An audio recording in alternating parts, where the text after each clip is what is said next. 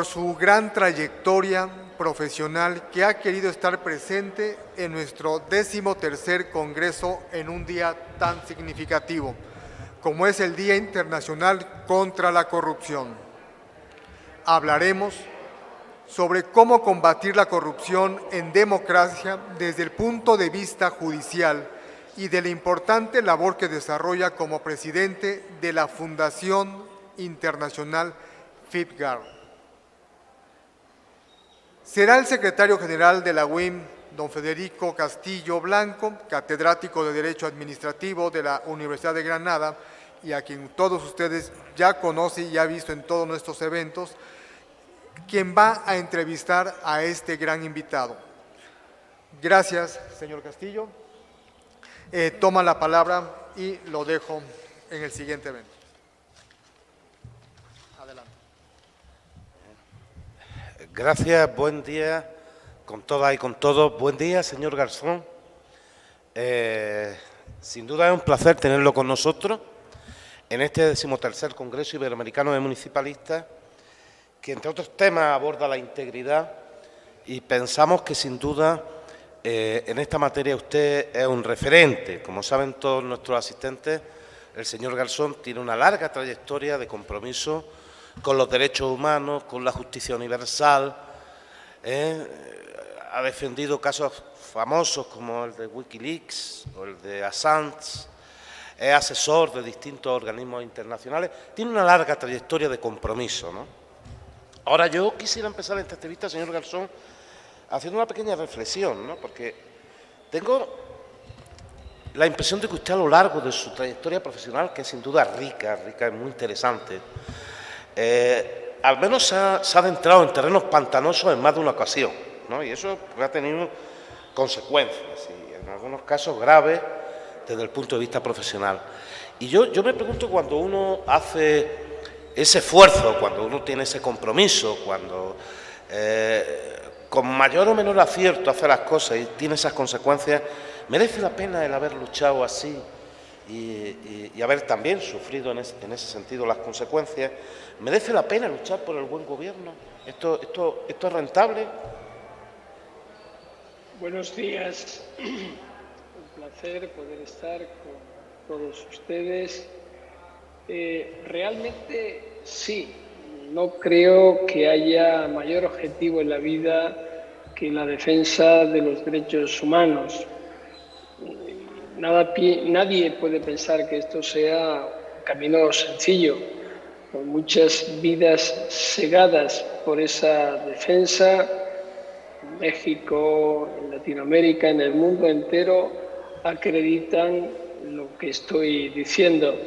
Pero la cuestión es optar por la defensa de esos valores y actuar de conformidad con los principios que los inspiran, o aliarse con el poder, con los aduladores que rodean al poder, con las grandes corporaciones que defienden los intereses particulares, que normalmente, aunque indiquen que defienden intereses generales, al menos los ponen en segundo o en tercer lugar. Quienes defienden estos principios son los modelos dignos de imitar, tanto como ejemplo de vida como defensa de los más vulnerables. Por tanto, contestando a su pregunta, sí merece la pena, aunque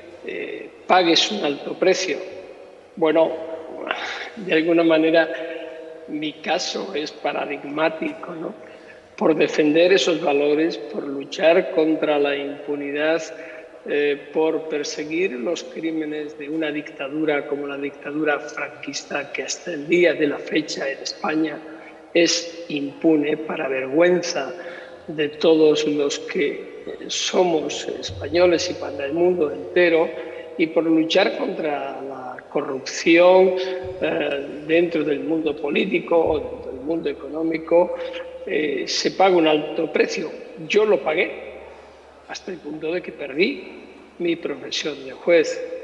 Aunque esto ocurre en el año 2010, Y ahora, en el mes de agosto, el Comité de Derechos Humanos de Naciones Unidas dice por unanimidad de sus 18 miembros que aquella sentencia que a mí me apartó de la carrera judicial, que era mi vida y mi profesión de servidor público, fue arbitraria, fue injusta, fue parcial, no existía previsibilidad del delito, se tenían que haber abstenido varios de los que me condenaron y se me debe de reparar íntegramente en lo que es mi posición como juez.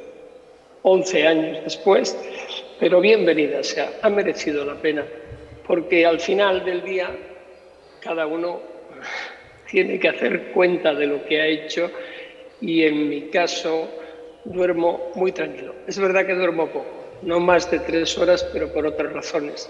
De modo que sí, sí merece la pena y creo que la sociedad a la que servimos nos exige ese compromiso y debemos de llevarlo adelante. Pues muchas gracias, señor Garzón. Sin duda, como conocen los asistentes a este evento, efectivamente el señor Garzón se refería a su separación de la carrera judicial en un proceso complejo y que seguramente no dejó satisfecho a nadie y desde luego no fue el mejor ejemplo para la defensa de los derechos humanos. Pero yo hoy, aunque estamos tratando la integridad también, creo que es importante referirnos este tema al sistema judicial. Yo les voy a leer un proverbio anónimo veneciano de 1610 y luego le voy a pedir que qué le sugiere, porque seguramente es usted consciente como yo que la debilidad del sistema judicial, y lamentablemente en América Latina muchos países padecen esa debilidad del sistema judicial, digamos que ampara, posibilita, facilita esa impunidad en los casos de corrupción. Dice este proverbio anónimo que para hacer justicia hace falta bolsa de banquero, paciencia de ermitaño, tener razón, saberla exponer, encontrar quien la escuche y se la quiera dar, y deudor que pueda pagar. ¿Qué le sugiere, señor Garzón, esta frase? Que puntualizar que se refiere más bien a la justicia civil, ¿no?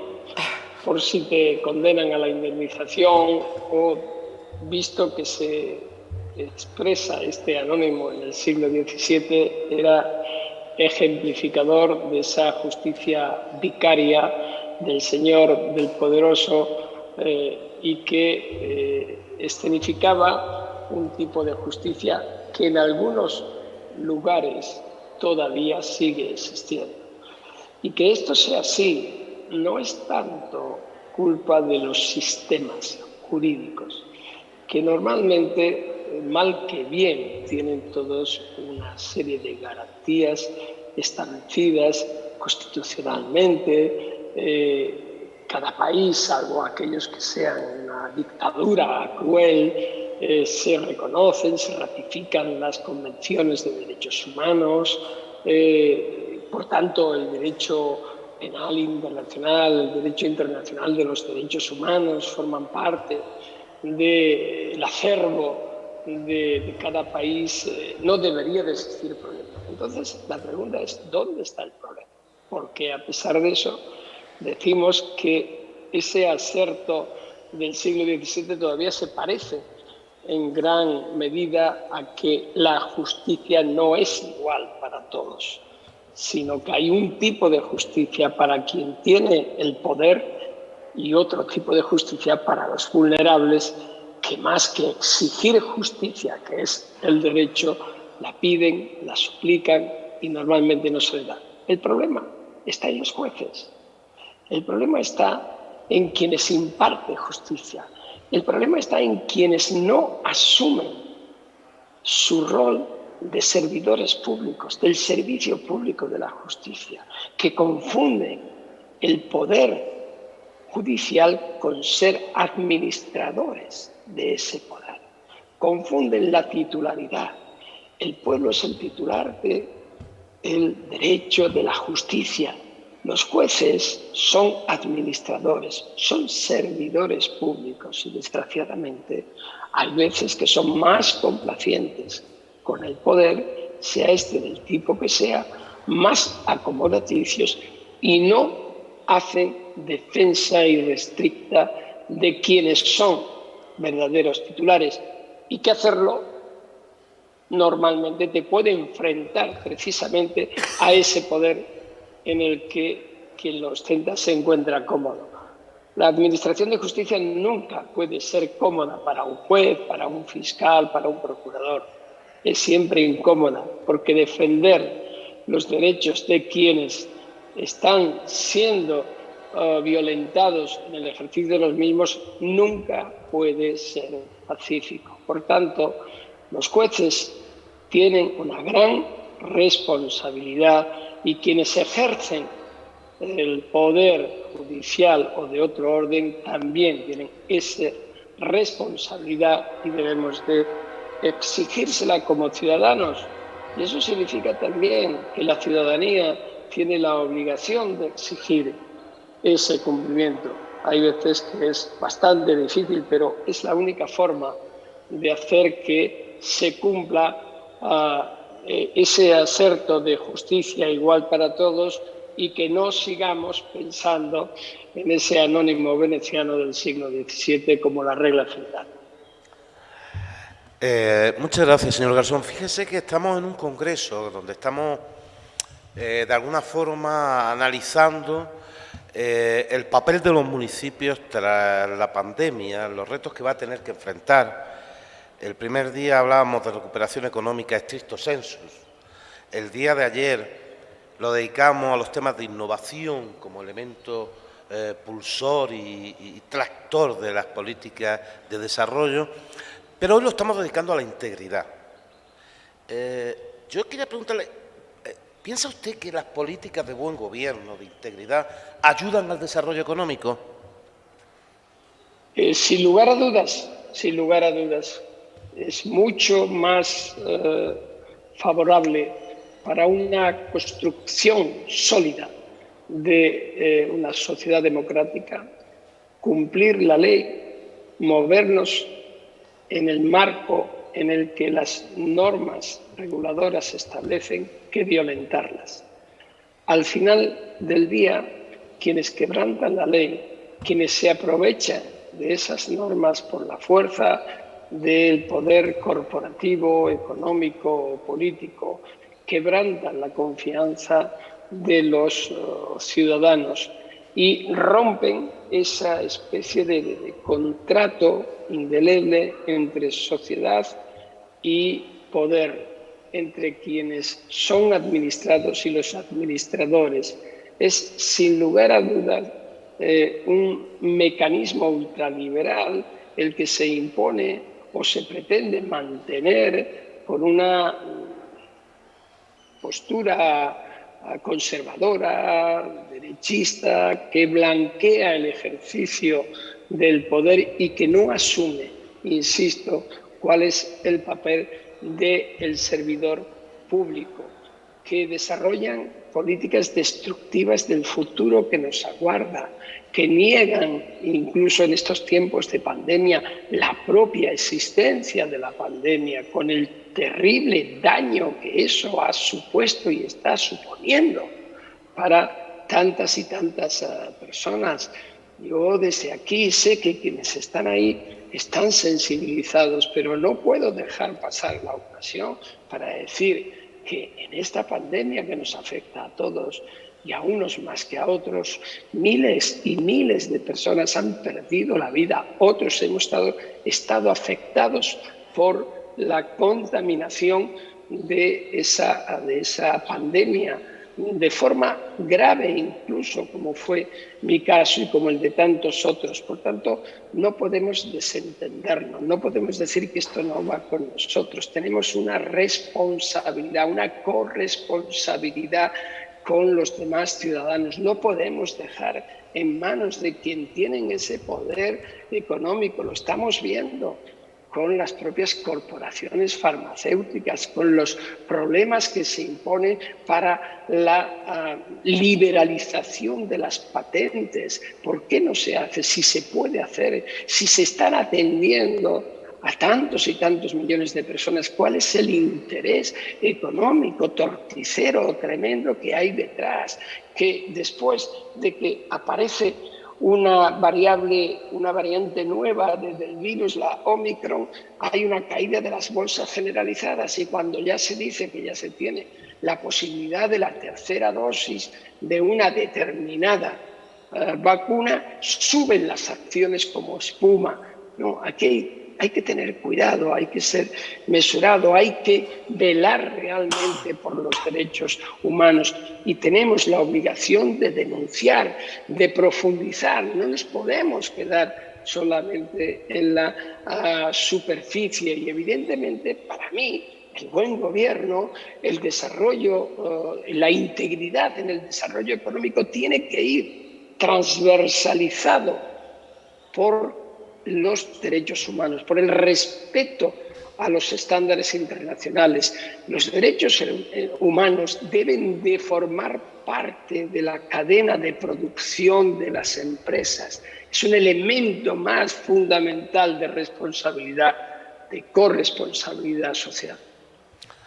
Pues bien, muchas gracias, señor Garzón. Yo quería hacerle una pregunta más, porque yo creo que desde la década de los 90 del siglo pasado somos todos conscientes que la preocupación por la integridad ha sido una constante en la política pública en Iberoamérica. Quizás más recientemente en España, pero lo cierto es que es un problema que nos afecta a toda Iberoamérica. Yo, sin embargo, siempre me pregunto, y llevo en este tema investigando varios años, si detrás de las políticas públicas de integridad no hay mucho verbo, hay incluso normas, pero existen poca infraestructura de integridad, sistemas muy débiles de hacer efectiva la integridad, cuando además en ocasiones, como le comentaba antes, apreciamos un sistema judicial en muchos casos débil institucionalmente. ¿Piensa que esto es así o piensa que hemos avanzado desde los 90 en esta materia? ¿Cómo lo ve? Hay que diferenciar. Es decir, no es la misma la situación que había en la década de los 80 y primeros de los 90, en el que la inexistencia de normas de transparencia, de lucha contra la corrupción, era evidente.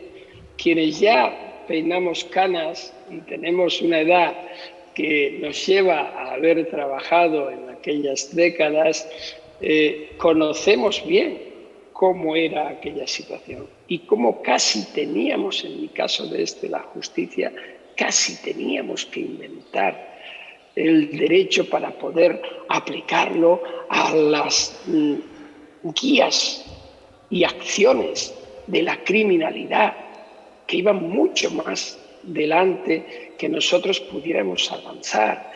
Yo quiero recordarme la Convención de Viena de 1988 para la lucha contra el narcotráfico.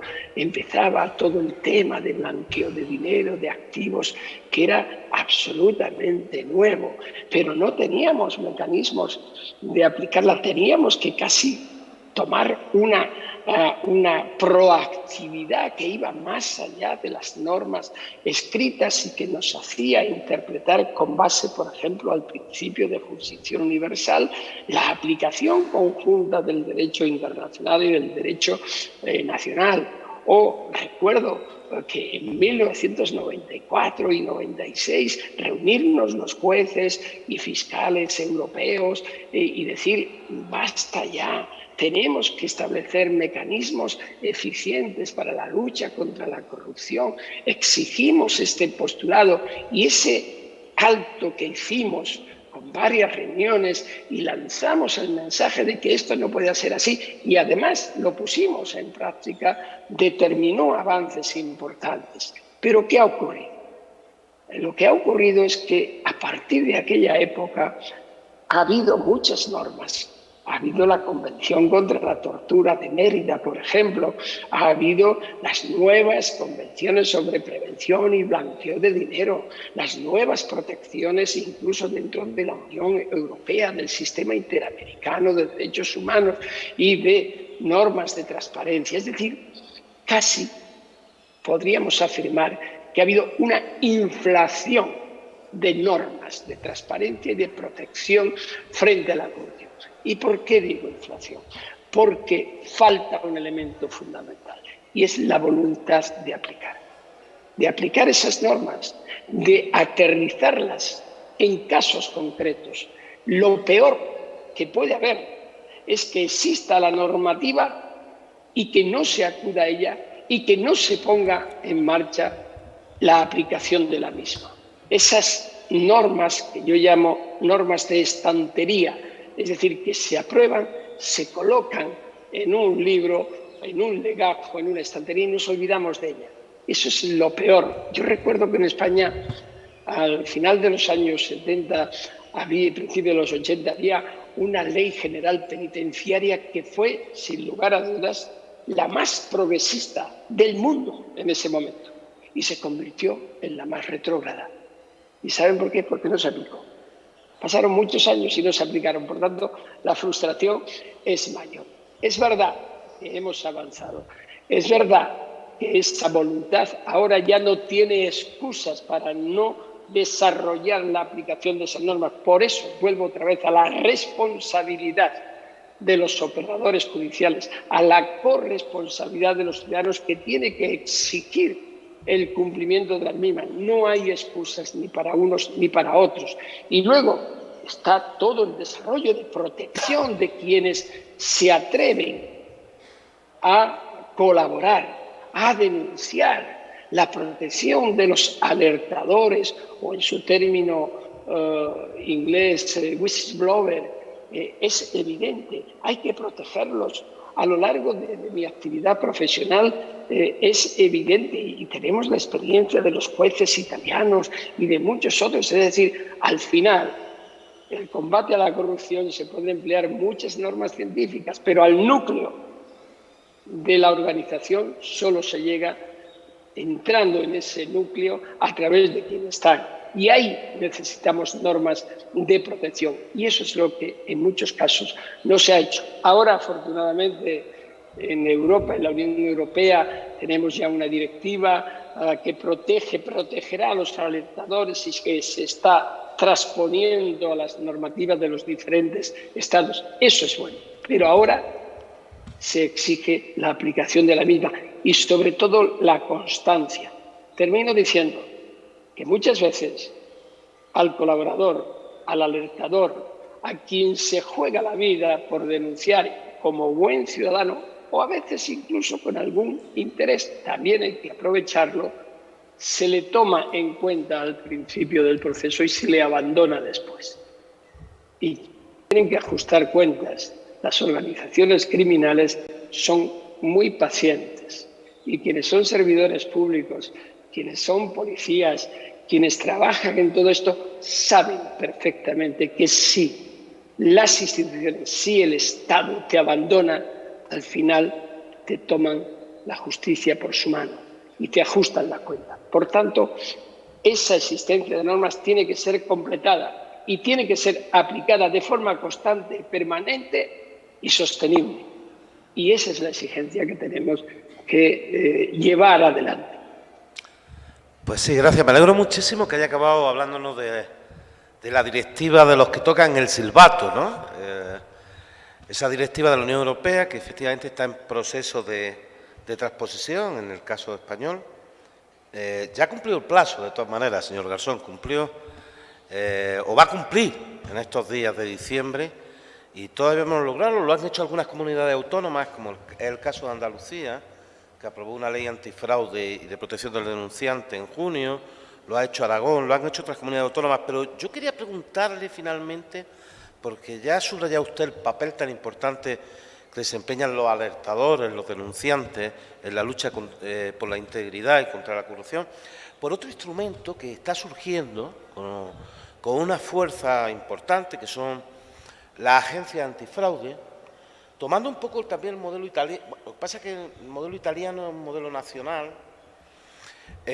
Muchas comunidades autónomas españolas han ido, y creo que también existen aquí en América Latina, han ido creando una especie de organismos especializados en la prevención del fraude, de los supuestos de corrupción, de fortalecimiento de la cultura de la integridad. Hay una experiencia muy bonita en Valencia con la agencia antifraude, otra en Cataluña también, sobre este tema. Yo lo que me preocupa, y es la pregunta que yo quiero hacer, es que voy a decir una cosa, no quiero que se tome tampoco esta reflexión como algo contra nuestra, ¿no? Pero los latinos somos muy dados a crear estructuras, ¿no? Cuando yo pienso en mi país, pienso en el Tribunal de Cuentas, en el Defensor del Pueblo, en las cámaras de cuentas, en los órganos jurisdiccionales, los órganos... Y digo, bueno, ¿las agencias antifraude estas nos van a ser de nuevo otra superestructura o le ve usted utilidad? De hecho, sí quiero poner de manifiesto que yo que he estado estudiando un poco el fenómeno, por ejemplo, la Agencia Valenciana Antifraude, que desempeña en esto junto con la catalana un cierto papel de liderazgo, viene de alguna forma poniendo de manifiesto y popularizando, socializando la necesidad de los canales externos e internos de denuncia. ¿Las ve útiles crearlas? ¿Habría que impulsarlas? Y si hay que impulsarlas, ¿con qué éxitos? ¿Tienen que ser independientes, con personal especializado? ¿O si todo eso no es mejor no crear más órganos? Bueno, crear órganos por crearlos es tremendo, es una contradicción in términis, ¿no? Es decir, no tiene ningún sentido. Usted sabe que el artículo 6.1 de la Convención de Naciones Unidas contra la Corrupción de Mérida establece que cada Estado parte, de conformidad con los principios fundamentales de su propio ordenamiento jurídico, debe garantizar la existencia de un órgano u órganos según proceda, encargados de prevenir la corrupción, a los que los Estados deben dotar, y ya le estoy contestando a varias cuestiones a la vez, deben dotar de la necesaria independencia. Por tanto,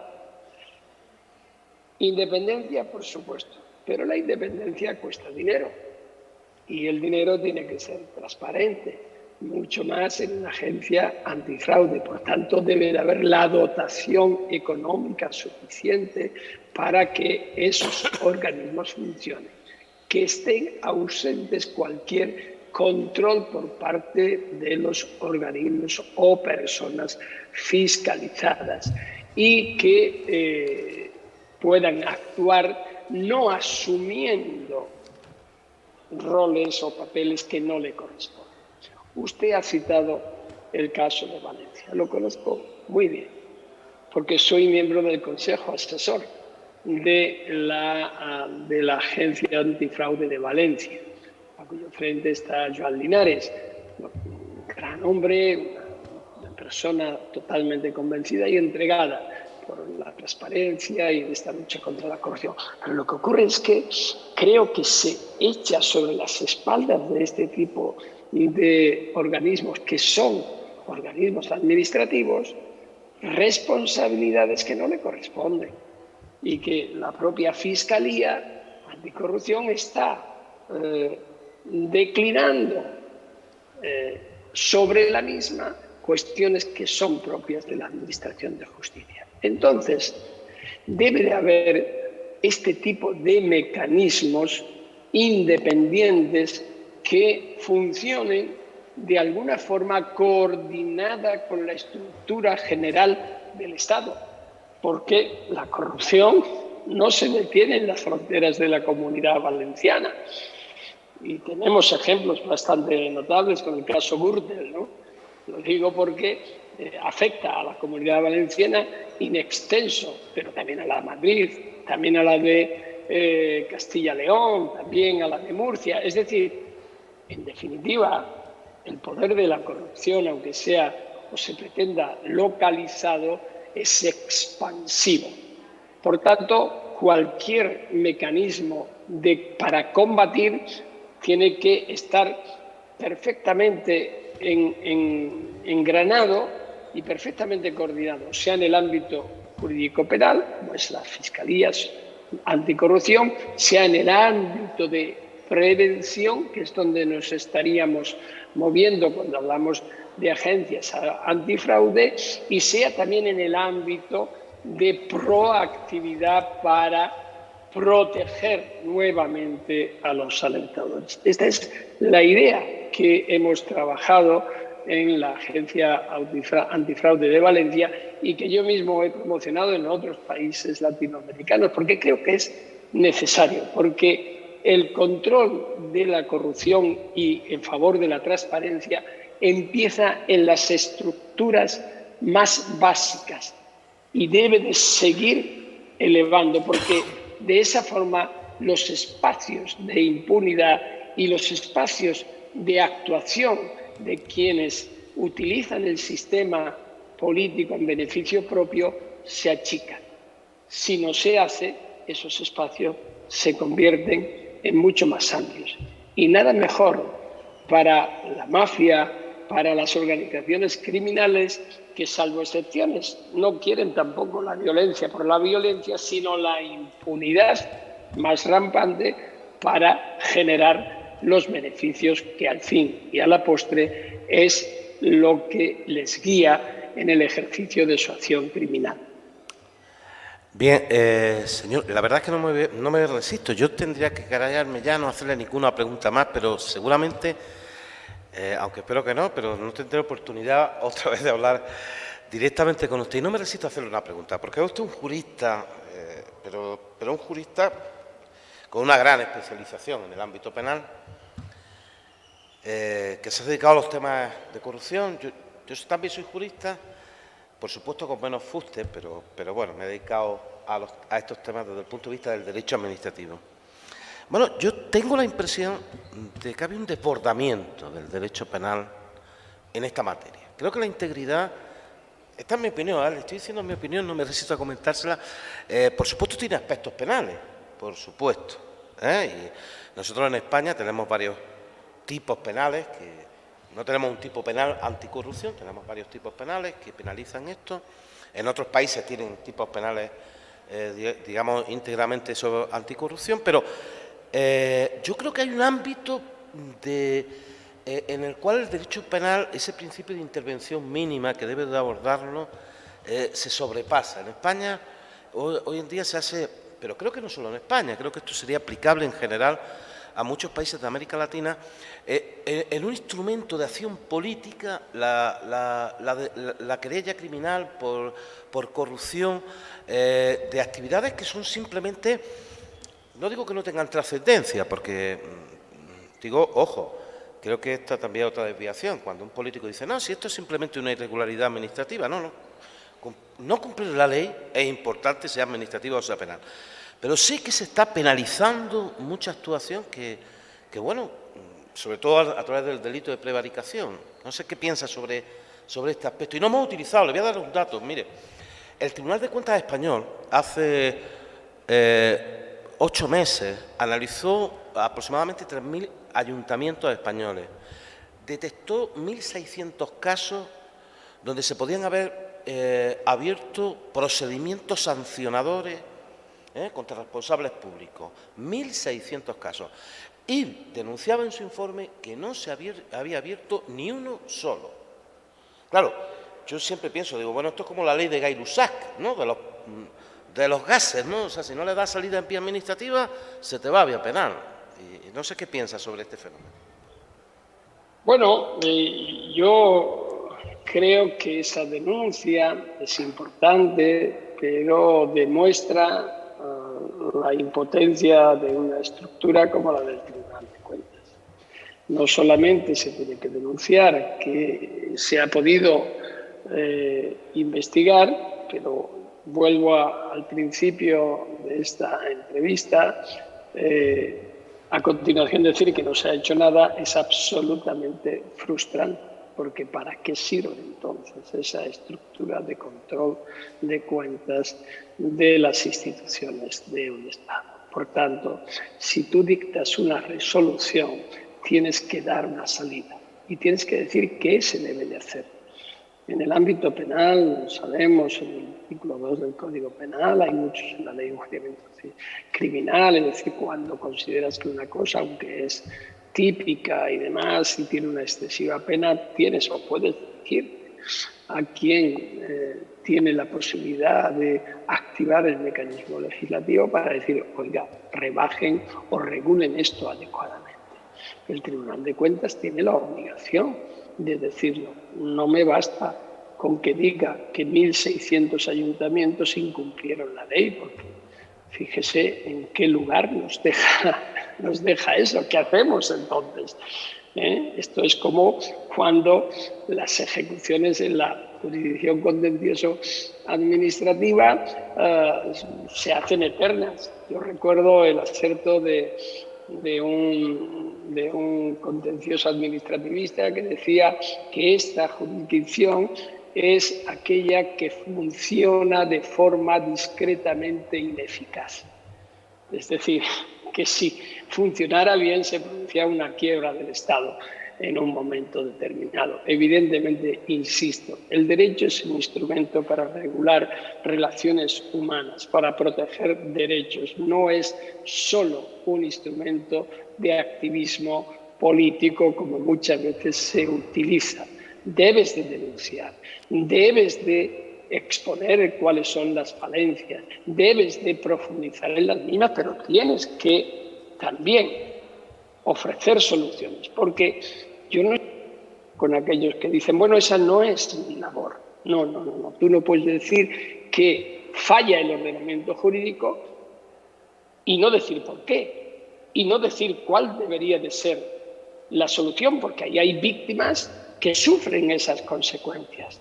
Y no ya cuando se trata de la utilización de lo que hoy se conoce como lawfare o guerra jurídica, que sería un tanto equivalente con términos castellanos más castizos como la querella a la catalana. Es decir, vamos a meter una querella, vamos a presionar y luego si llegamos a un acuerdo ya la retiramos, ¿no?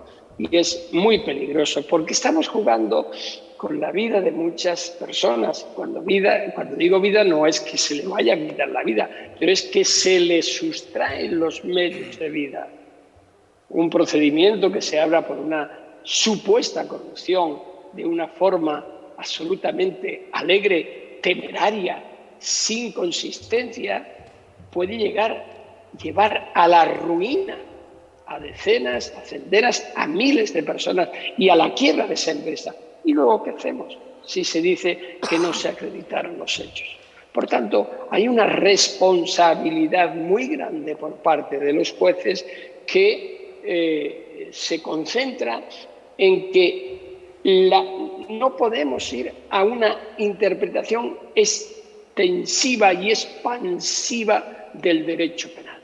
Tenemos que acudir a otros mecanismos. Y en todo caso, esos mecanismos restaurativos, que es una visión de la justicia sostenible, que no es cómoda decir impongo la pena y ya. No, hay que hacer algo más. O por lo menos eso es lo que yo pienso. Y desde luego, esa guerra jurídica o lawfare, utilizar el derecho para o contra el oponente económico o político, es gravemente distorsionadora y desgraciadamente se ve con demasiada frecuencia. Y es algo que quien se llame juez no puede permitir. Y sea fiscal, procurador o juez, tiene que ser sumamente responsable, examinar a profundidad cuando tomas unas decisiones en estos casos de lucha contra la corrupción, porque se corre el riesgo de que se expanda tanto el concepto que te oculta otras falencias mucho más graves. Y decir que se lucha contra la corrupción y que se identifica a una a un líder determinado, como por ejemplo Lula da Silva, por poner uno que todos conocemos, y después se caen todos los procesos. Oiga, ¿dónde está la responsabilidad del juez? ¿Qué trampas hizo? ¿Cómo las hizo? ¿Y cuántas miles y miles de gentes han resultado afectadas aparte del propio líder, ¿no? Y esto se corre el riesgo de caer en demasiadas trampas cuando se trata de luchar contra la corrupción. De modo que transparencia sí, lucha contra la corrupción sí, contundencia sí, pero también suma responsabilidad por quienes tienen en su poder un instrumento totalmente demoledor de vida y haciendas. Pues muchísimas gracias, señor Garzón. La verdad es que ha sido un placer, un honor tener la oportunidad de conversar con usted este rato, tan instructivo, tan interesante, yo creo que para todos los asistentes. Yo quería agradecérselo en nombre de los municipalistas iberoamericanos que nos están siguiendo tanto presencialmente como virtualmente, su amabilidad por estar con nosotros hoy.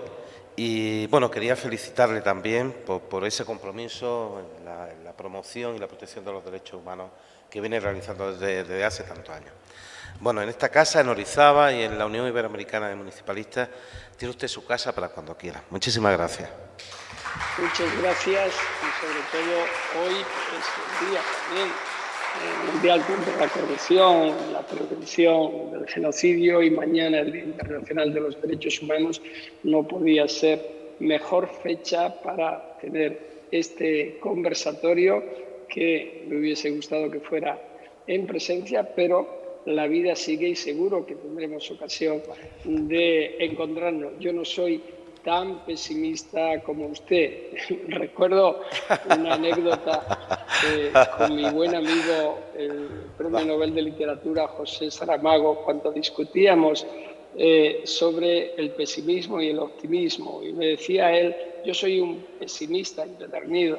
Y yo decía, yo no soy optimista empedernido, pero creo que tenemos que encontrar un término medio. Dice, soy pesimista porque creo que nunca va a pasar. No va a cambiar nada. Y el optimista es el que tampoco hace nada porque sabe que puede cambiar sea o no sea. Al final encontramos un término medio que nos declaramos ambos pesimistas positivos. Es decir, sabemos que es difícil cambiar las cosas, pero se puede conseguir. Por tanto, es difícil que nos encontremos, pero seguro que podemos encontrarnos y seguir trabajando por este compromiso tan impresionante como es establecer esa sincronización de acciones desde las estructuras más básicas municipalistas hasta las más altas instancias del Estado. Muchísimas gracias y buenos días. Vale, muchas gracias, señor Garzón.